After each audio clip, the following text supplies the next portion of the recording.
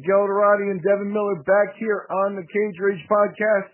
And the MMA team's back, and not for good reasons. Unfortunately, lightweight Tony Ferguson is making the news, and for unrelated reasons to fighting, or, well, perhaps not directly related, but Ferguson has had a restraining order placed on him by his family members. His family members have come out with some statements saying that they're to protect him from himself and that they're not particularly worried about themselves, and a lot of little nuances there. I'm going to count on my sidekick, Devin Miller, to fill us in on the details there. But again, a kind of interesting situation, kind of a dangerous situation that brings to mind the type of damage these fighters do take even in the gyms. Dev, how you doing? I'm doing good, Miguel, and this does seem to be a reoccurring pattern with Tony. And a lot of people are speculating that there's some CTE involved with this, and this is some kind of neurological issue, which I definitely think that could be playing a part, especially considering his fighting style. He does get hit a lot. He is and that he's no stranger to punishment inside the octagon. But the story's going that his wife is even filing a restraining order on him, talking about that he's tearing apart their home and that he believes that somebody has placed a computer chip in his leg and that there's people inside their walls and that he's throwing quote-unquote holy water on her. And so he's acting very erratic and bizarre, but this is really kind of stuff that we've seen from Tony Ferguson dating back to the Ultimate Fighter season that he won. He was kind of bizarre and a little strange on the shows in, and he's been made fun of quite often for being kind of cringy in his personality and making very bizarre, strange Twitter posts, and he does kind of have a awkward, different type of mannerism to him that has led some to think he's just kind of just a strange individual. But you add possible CTE to that, and maybe he's becoming a little bit paranoid and maybe, as you said, a danger to himself. So this is a concerning situation, especially considering everything that's going on at lightweight that we've been covering here on the Cage Rage podcast, with the lightweight picture being still up in the air because you got Khabib suspended, you got Tony on an 11-fight win streak, which he is a fantastic fighter, and then this interim title fight coming up with Holloway and Poirier, and Conor McGregor in the mix. So where Tony was already in the news because we didn't know really where he placed in this division now with this interim title fight going on. So this is throwing a big curveball in here because now is he going to need psychiatric evaluation, and is there something medically wrong with him in terms of his brain? There's a lot of unanswered questions at this point. Yep, and how we move forward from here is also an open question because we're into a lot of interesting subjects. Obviously, I think the family went public with this, perhaps because it is becoming a little bit more of an issue. How different is Tony Ferguson from the TV show where it was quirky? Hey, like Diego Sanchez is quirky, but there's a line there where Diego really, people don't question, if he can hurt himself or anything like that. And that apparently is what's going on with Ferguson. Disconcerting is just, you said he takes damage in the octagon, and I think, unfortunately, that's probably just a minuscule part of the damage you see a guy like that take, because in the gym, in the training, and a guy, like if I remember, I didn't know Ferguson, if I'm not mistaken, Ferguson beat up Aaron Riley in the UFC in the early days, and that's one of our guys, so I've known about Ferguson for a while as a talent. But at the same time, he's been a guy who's, if I'm not mistaken, has traveled kind of like looking for technique and exploring martial arts and things like that, and takes a real cerebral approach at times. So, I wonder how much damage you take when you go to Thailand and try to learn Thai boxing, when you go to Brazil and try to learn Brazilian Jiu-Jitsu. Do they give you a little bit of an extra, oomph, in order to, just culturally stuff, and he was a guy who used to seek training out and stuff. So I worry about this sort of stuff because what is the infrastructure? He can be evaluated and told he can't fight anymore, which means you take his income away, which means now you've got a person, a relatively young person in a kind of a bad situation in life kind of thing. So it really is a dangerous situation. When I look back at the history of sports, and in MMA you really don't have that, but if you go back and you look at the history of boxing,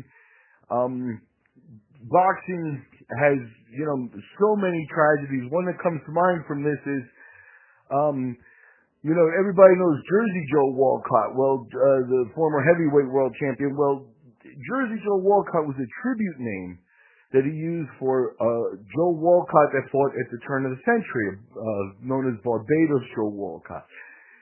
He fought his whole career, was ending his career, had a job at Madison Square Garden because people were going to take care of him. Either they could put him to clean or train or do whatever it was, but they were going to take care of him and he had a salary. But because his mind wasn't ready for the routine, he ran away and no one ever heard from him again. And he turned up in an unmarked grave in Ohio, and there's, local stories, local myths were that a boxing champion had been run over by a car and killed, and they just buried him there.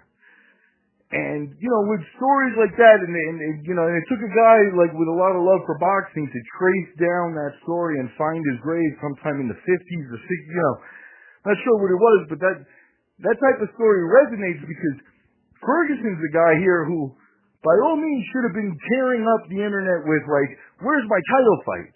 And all that type of, controversy that he could have been building and working on his fight.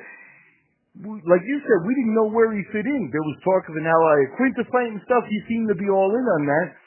But there was never anything. It was almost weird that he wasn't complaining. They took it with a grain of salt that he was the odd man out, didn't mind, didn't seem to be concerned about all that. And that seemed almost a little strange too. So where does Ferguson sit in the big picture? Does the Iaquinta fight fall apart completely? Is that out now? That's one of the unanswered questions at this point, and I think that he definitely does want to be. I think he made a Twitter post about that even since all this news was broke this week about wanting to fight Khabib. But you got two guys right now that come off to the top of my head whenever I think of really exciting top-level guys right now. I think of Max Holloway and Tony Ferguson. And they seem to be having kind of the same issues, and they kind of have that same style. I mean, they're both very well known for being fighters that will stand right in front of you. They'll take a shot to give a shot, and they just break people with their not only their technique, but also just their endurance and their pressure.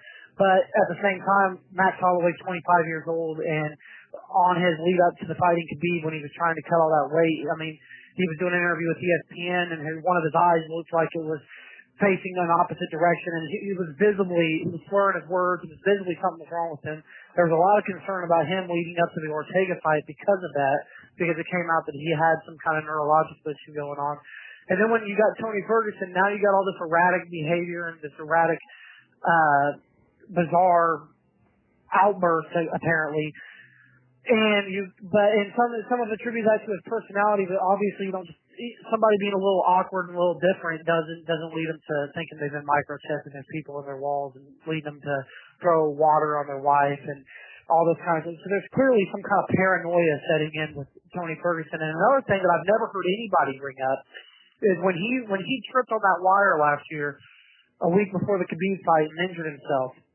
Dana White was out there, and a lot of people on the internet were out there talking about, well, that's what he gets for wearing sunglasses everywhere he goes. He wears sunglasses inside. He wears sunglasses every time I see this guy, he's wearing his sunglasses.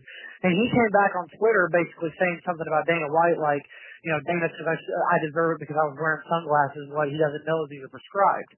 Well, why is he prescribed sunglasses? Is what I was kind of wondering.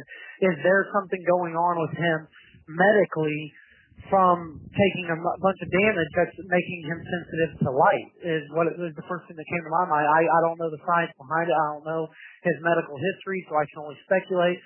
But one thing I do want to bring up is Tony's wife, through her lawyer, released this statement to ESPN that says that, and this is a little bit different than what's going on with Matt Hughes, where that seems a little bit more just his family, just his wife, his brother seem a little kind of hard on him right now.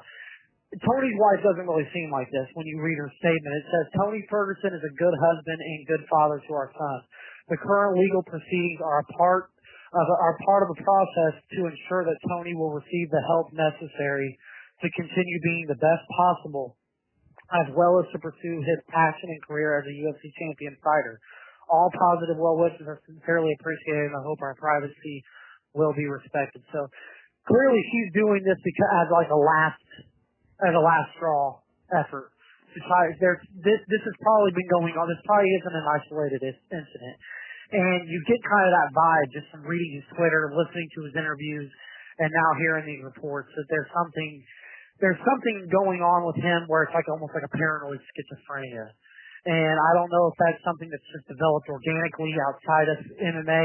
It's hard to believe when you consider that his profession is getting hit in the head. So yeah, it's definitely concerning. And he's in his mid-30s. He's not Max Holloway where he's in his early 20s. He could take some time off, recover, get some good, get some real good science behind him and care behind him. He's got, it's like a shit or get off the pot type of thing with Tony Ferguson right now. He needs his title fight. If he's going to become a champion, if he's going to really build on his legacy, which he's already done at lightweight. I mean, he's one of the greatest fighters we've ever seen at this division. But I know that he's one fight away from possibly submitting himself as the best to ever be in that division with a win over somebody like Khabib. And get together a win streak against guys like Holloway and Conor. Tony Ferguson could solidify his legacy as one of the best fighters we've ever seen.